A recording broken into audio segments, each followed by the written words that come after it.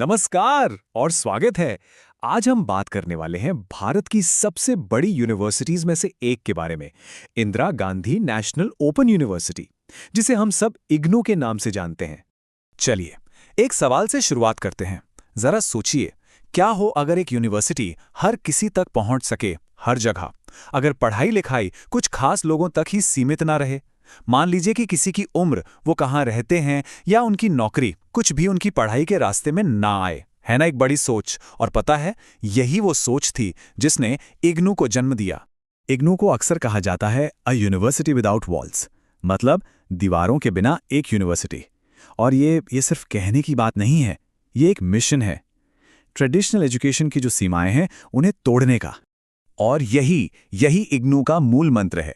इसका मिशन है कि हर किसी को, मतलब हर किसी को, चाहे वो देश के किसी भी कोने में हो, हायर एजुकेशन का मौका मिले।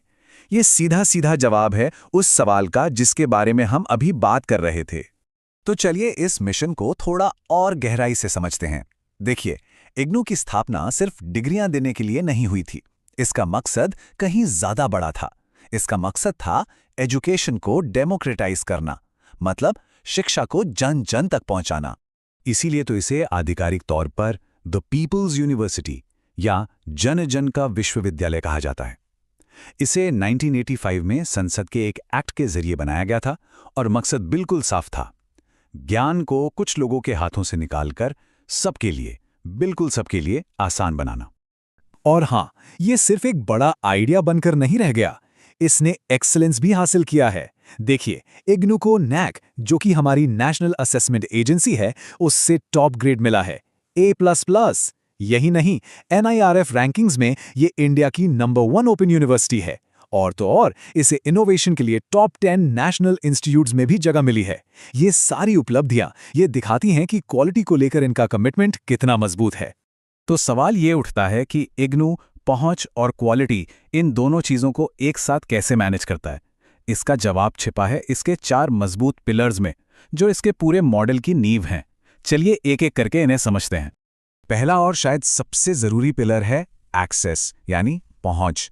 इग्नू का लक्ष्य है एजुकेशन को हर दरवाजे तक पहुंचाना, चाहे कोई कितना भी दूर क्यों ना हो। और ये पहुंच सिर्फ स्टडी सेंटर्स तक ही नहीं है, बल्कि ज्ञानवाणी रेडियो और ज्ञान दर्शन टीवी चैनलों के जरिए भी लोगों तक पहुंचती है। ये सिर्फ बातें नहीं हैं, आंकड़े खुद गवाही देते हैं।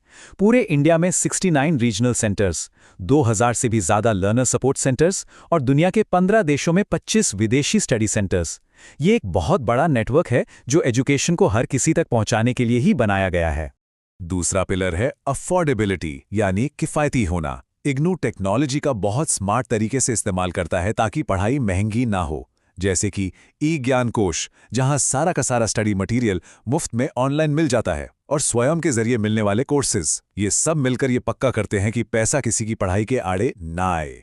तीसरा पिलर है इक्विटी, यानी समानता। इग्नू खास कोशिश करता है कि वो उन कम्युनिटीज तक पहुंचें जो हाशिए पर हैं, दिव्यांग लोगों तक पहुंचें और इंटरनेशनल स्टूडेंट्स तक भी। यहां पर एजुकेशन सच में सबके लिए है, बिना किसी भी तरह के भेदभाव के। और चौथा और आखिरी पिलर है एक्सीलेंस।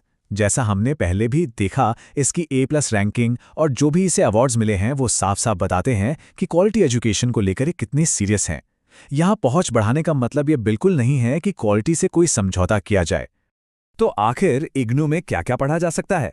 सच कहूं तो यहाँ जितने प्रोग्राम्स अवेलेबल हैं उनकी रेंज देखकर कोई भी हैरान हो जाएगा।